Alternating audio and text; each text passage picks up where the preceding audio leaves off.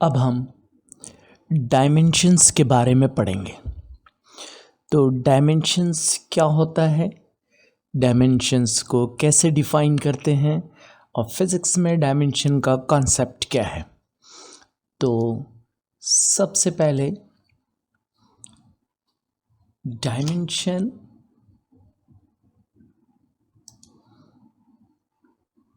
Dimension आपके पास एक The word dimension in physics has a special meaning. It is used to denote the nature of the physical quantity. It is called dimension. इसको हम dimension कहते हैं। अब dimensions हमारे पास किसी भी फिज़िकल क्वांटिटी की नेचर को प्रेजेंट करता है। तो अगर हम देखें तो 3 तरह के डायमेंशंस हम अपने कोर्स में पढ़ेंगे।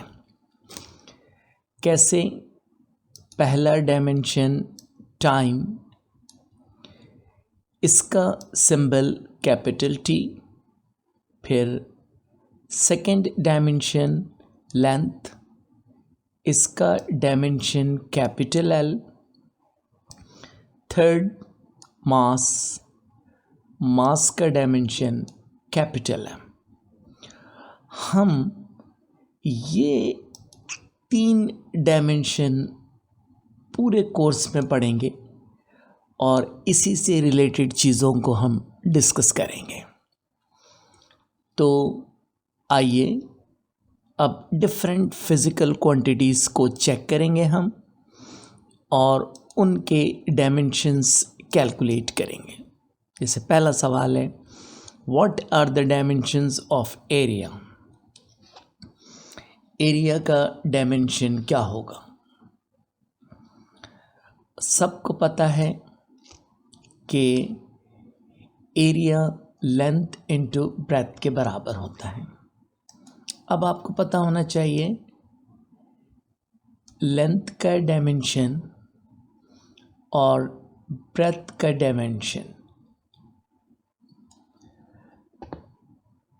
लेंथ का डायमेंशन कैपिटल एल होगा और ब्रेथ का डायमेंशन भी क्या होगा? कैपिटल एल होगा। तो अब आपको पता चल गया कि लेंथ और ब्रेथ का जो डायमेंशन है वो आपके पास लेंथ के बराबर ही है। तो आइए सबसे पहले हम डायमेंशन ऑफ लेंथ, अभी मैंने आपको बताया कैपिटल एल के बराबर है, और डायमेंशंस ऑफ ब्रेथ भी कैपिटल एल के बराबर है। तो एरिया का फॉर्मूला आपके पास लेंथ इनटू ब्रेथ के बराबर है। अब हम इस लेंथ की जगह कैपिटल एल रखेंगे और इस ब्रेथ की जगह भी क्या करेंगे? कैपिटल एल लिखेंगे। तो ये देखिए, लेंथ की जगह कैपिटल एल और ब्रेथ की जगह भी क्या होगा? Capital L. और एल को लेंथ से जब आप मल्टीप्लाई करोगे तो ये लेंथ स्क्वायर आ जाएगा। इसका मतलब एरिया का डायमेंशन एल स्क्वायर है। तो आइए इसी तरह हम नेक्स्ट क्वेश्चन की तरफ चलते हैं।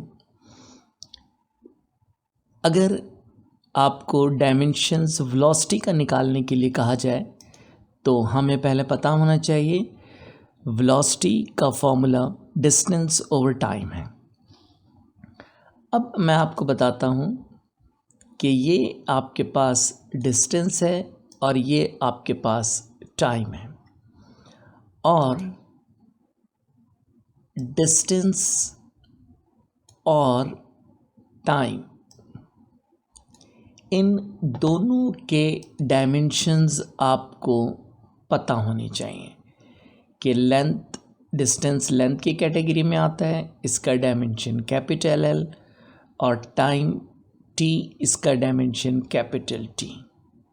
इट मीन्स अब ये बात बिल्कुल क्लियर हो गई कि डिस्टेंस और लेंथ की डायमेंशन L और T हैं। आइए अब हम इन्हें लिखते हैं यहाँ पर। The dimensions of distance capital L and the dimensions of time capital T. The velocity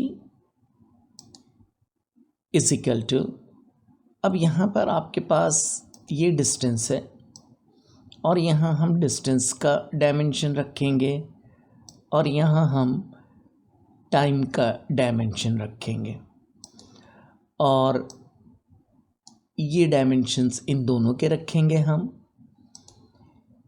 अब आपको पता है कि यहाँ पर न्यूमरेटर में ये कैपिटल L डिस्टेंस का डायमेंशन और नीचे टाइम है तो ये टाइम का डायमेंशंस लेंगे।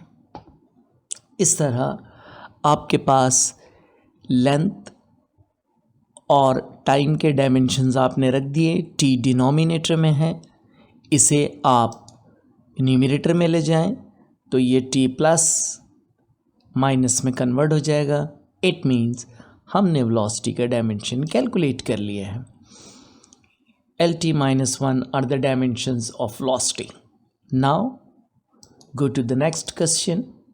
Question number 3, what are the dimensions of acceleration. तो acceleration is velocity over time. आपको अभी मैंने बताया वेलोसिटी का डायमेंशन क्या निकाला था आपने, क्या निकाला था, LT - 1। सिमिलरली टाइम का dimension capital T। Simply you write the acceleration A and change in velocity and velocity has the same dimension. It means you can write the dimensions of velocity and now the dimensions of T here. This T goes to numerator, become -1, T - 1, T - 1। अब ये जो T - 1 है और ये जो T - 1 है, इन दोनों को जब आप ऐड करोगे तो ये T - 2 हो जाएगा। This is the simple the dimension of acceleration. तो LT - 2 are the dimensions of acceleration. Now move to question number 4. What are the dimension of force? You can write a simple formula for force, F equal to m into a। F बराबर है मास और acceleration के।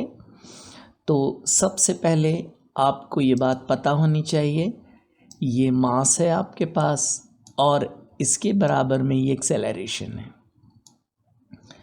अब मास का dimension क्या होगा और acceleration का डायमेंशन क्या होगा।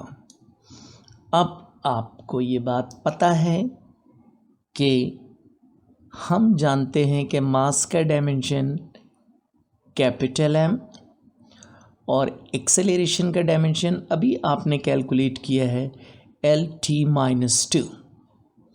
तो these are the dimension of mass and dimension of acceleration. Now अब हम डायमेंशन ऑफ मास अभी मैंने आपको लिख कर दिखाया capital M। Dimensions of acceleration अभी मैंने आपको बताया LT - 2। And now force equal to it is the mass. अब यहाँ से मास का डायमेंशन रखोगे और यहाँ से एक्सेलरेशन का डायमेंशन, और मास का डायमेंशन आपको पता है m है और एक्सेलरेशन का डायमेंशन LT - 1 है। तो ये सब चीज़ें आप इस इक्वेशन में रखेंगे तो आपके पास फोर्स का डायमेंशन आ जाएगा। ये मास का डायमेंशन है और ये एक्सेलरेशन का। No simplification is required. कोई सिंप्लीफिकेशन यहाँ रिक्वायर्ड नहीं है। तो दिस इज़ योर आंसर और ये आपके पास आंसर है इसका। तो ये हमने यहाँ देख लिया कि MLT -2 are the dimension of force. Now we are going to solve another question, work.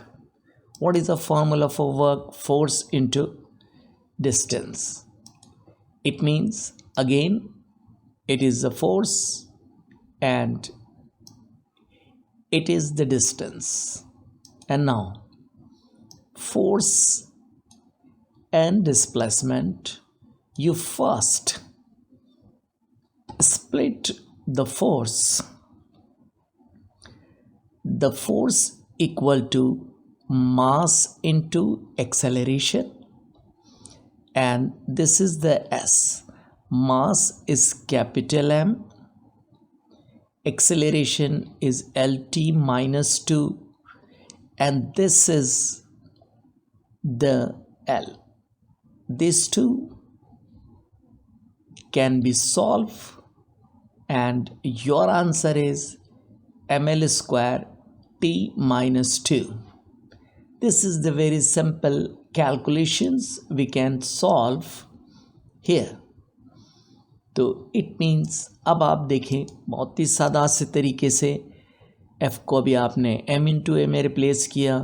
अब आपने सिंपल मास का डायमेंशन लिखना है कैपिटल M, एक्सेलरेशन का डायमेंशन लिखना है LT -2 और ये L, और वर्क बराबर है सिंपली मास की जगह कैपिटल M, एक्सेलरेशन की जगह LT -2, और